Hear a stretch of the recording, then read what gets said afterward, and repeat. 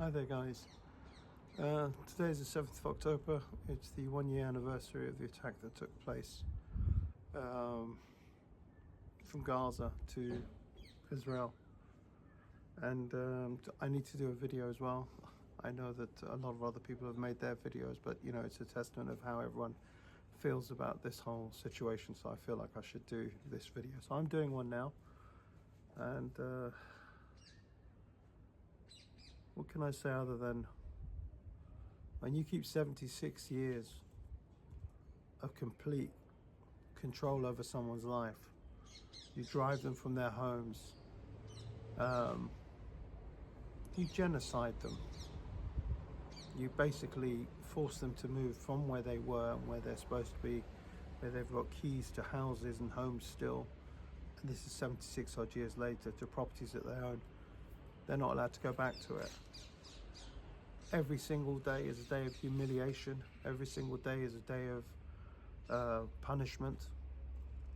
Anywhere you want to go, you have to go through a control system. In the South, they have a system of whites only areas. Well, we've got Jewish only areas, Israeli only areas, and only certain people can go down these places. It's a form of imprisonment. It's a form of concentration camp.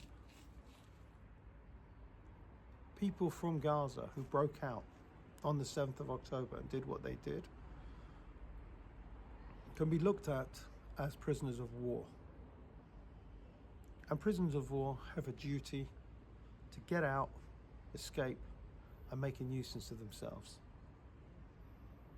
The people in Gaza have that right to do that because the people that broke out of Gaza own the properties at these places that they went and attacked.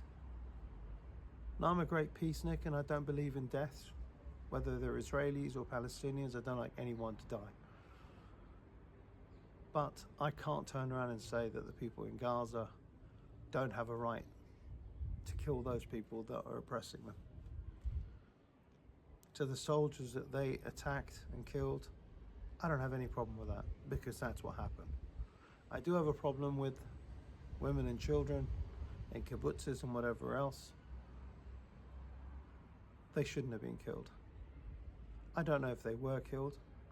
What I do know is that the Israeli newspapers and the Israeli news have turned around and reported themselves that Israeli armor, tank, as well as Israeli Apache helicopters, 28 of them, 28 of these helicopters, fully unleashed every single bullet and missile and everything they had, and they had to go back to their base and come back.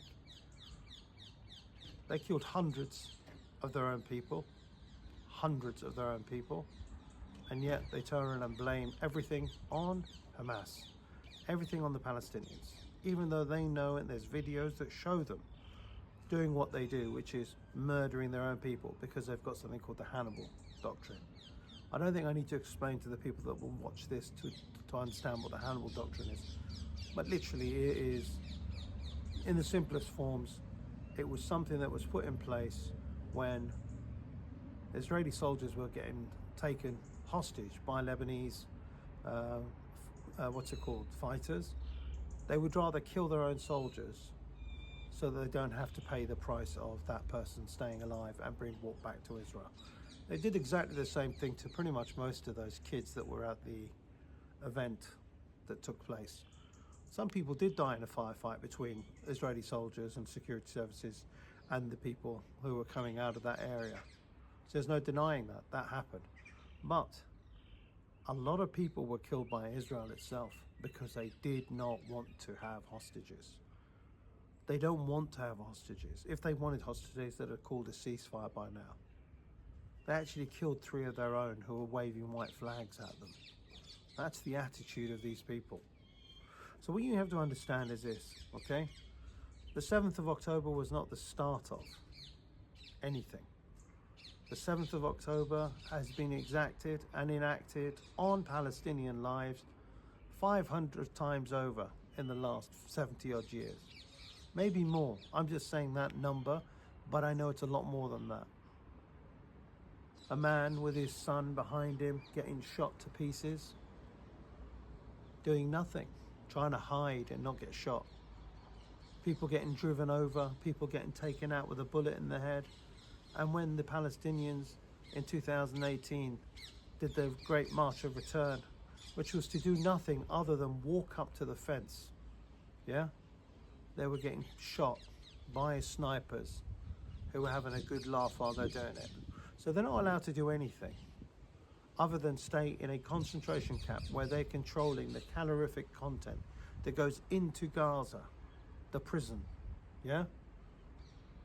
And then when these guys decide to break out, you're going to hold that against them? They have a right to do that under international law. Under international law, you're allowed to fight your occupier. And they are occupiers. And they have occupied for the last 76 years. They need to stop. Nothing is going to change for Israel if it carries on going down this same path. The only thing that's going to happen is they will get destroyed. It's only a matter of time. They've already lost the will and the support and the political, cover that they get from all the world. Israel before the 7th of October was a country that people would feel sorry for and would look at them as a victim, but no more. No one can look at them as a victim anymore. People look at them as the atrocity, ethnic cleansing, genocidal pieces of shit that they are. They sit there and go online, we're getting attacked by 7 countries. You're attacking everyone around you. You've not stopped. You've been bombing Damascus and Syria all this time. You go and attack Iraq whenever you feel like it. You attack Yemen, you attack Lebanon. You attack and have killed people in Iran. You've killed so many nuclear scientists. It's all, it's things that you do and then you sit there and go, oh no, we're getting attacked. You're getting attacked because you are evil. Your military services are evil people. They're not good people. They've not done anything good. All you need to understand is if you want peace in the area, stop being a colonizer. Give back the lands, or let the Arabs come and live in the same place they used to live with before. Have a democratic state, one man, one vote, and let live. That's what they did in South Africa. You're welcome to stay there if you want to. But you can't have an apartheid state where you are the super race. You are the chosen people of God and everyone else is the shit on your shoe. It doesn't work like that anymore. It's 2024. The chosen people died a long time ago. The Enlightenment and civil society says there is no chosen people. We're all equal under law, and that's what it should be. It doesn't matter what your religion is. It doesn't matter what your background is, your ethnicity. None of that should matter. And that's what you have to understand. You cannot continue being the bully in the region and expect to get away with it. So I'm going to finish off this video, which is rather a long one, saying quite simply that whatever's happened on the 7th of October, it does not justify by any stretch of the imagination what you have done, Israel, to the people of Palestine. You've destroyed 31 out of 36 hospitals that they had in Gaza. You've destroyed every single school, every single university, every single mosque, God knows how many churches. You've turned it into a flat piece of land that looks like a beach. And that is the home of 2.2 million people before the 7th of October. There are now just under 2 million people in Gaza. Enough is enough. If you don't want another 7th of October, learn to live in peace with your neighbors and stop being the genociders, stop being the colonizers, and stop the concentration camp being a concentration camp.